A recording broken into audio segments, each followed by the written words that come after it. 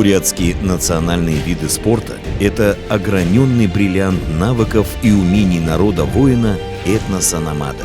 Это больше, чем спорт. Это дух народа земли Байкала.